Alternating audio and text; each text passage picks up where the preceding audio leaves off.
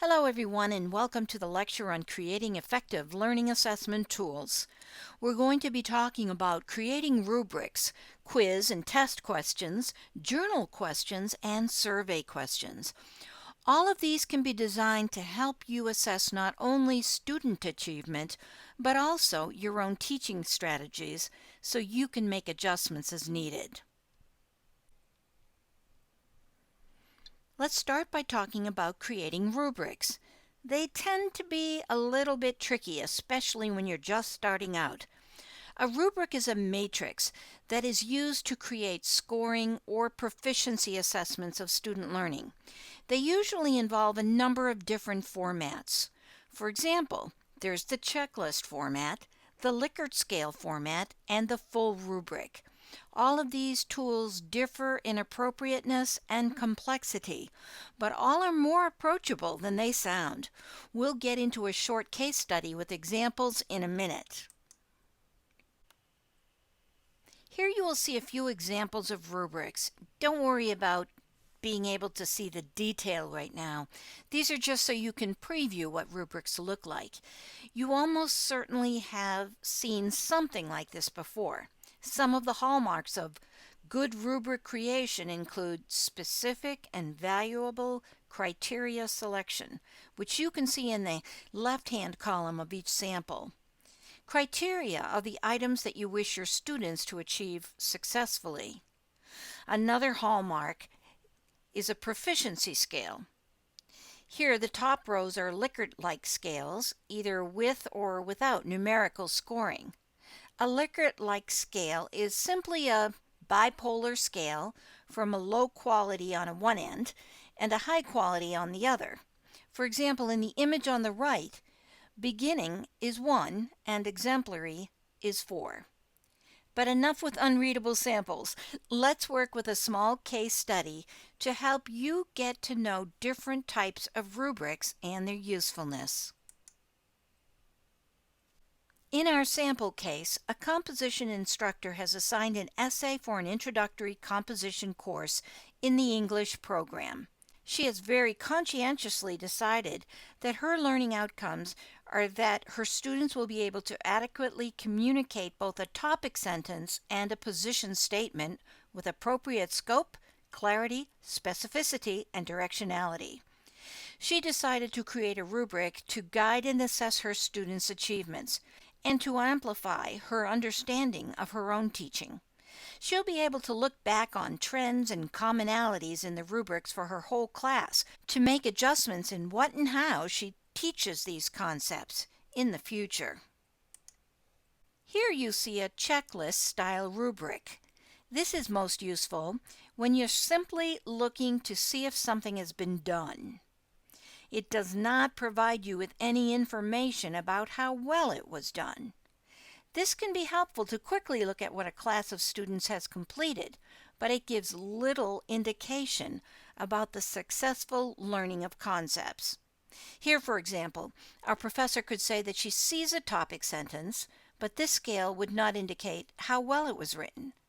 If she gave this rubric back to her student, that student would know that they wrote a topic sentence, but nothing about how well or poorly they wrote it.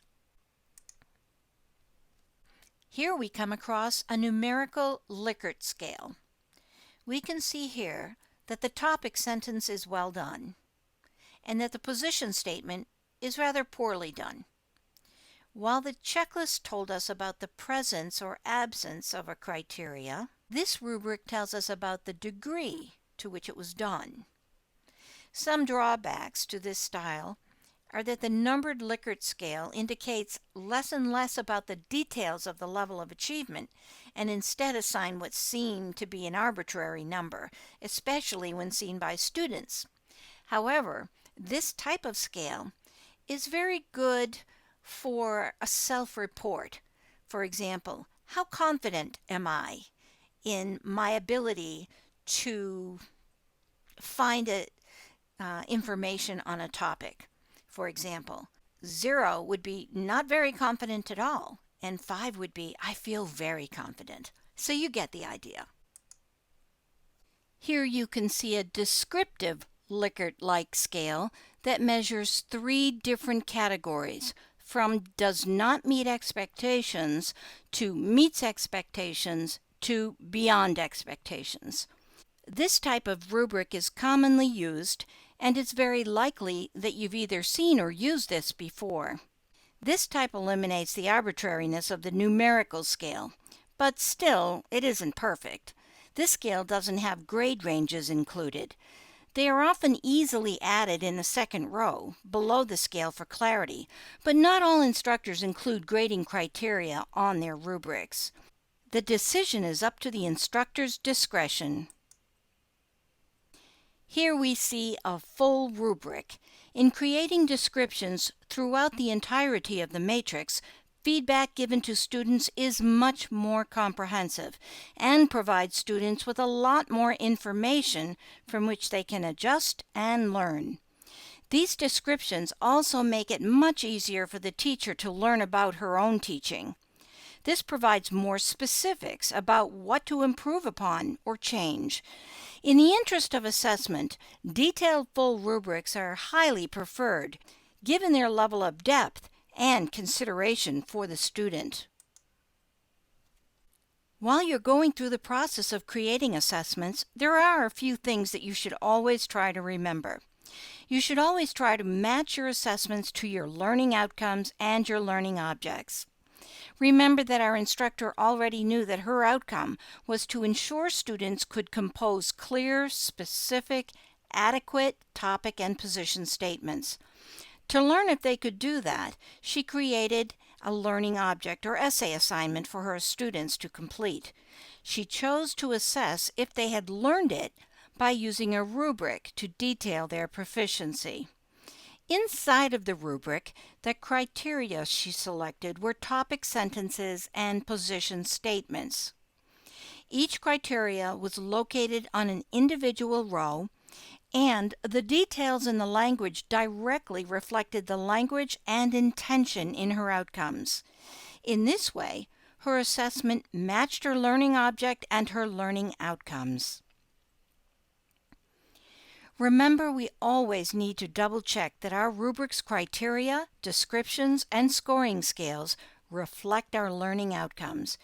It is easy to get bogged down in the details of every individual assignment, but being able to reflect back on our original outcomes makes consistency and intentionality of our curricula possible and effective. At the end of the day, we should always remember that our purpose in assessment is not only to support and understand student achievement, but also to improve how we teach to ensure best learning for our students now and in the future.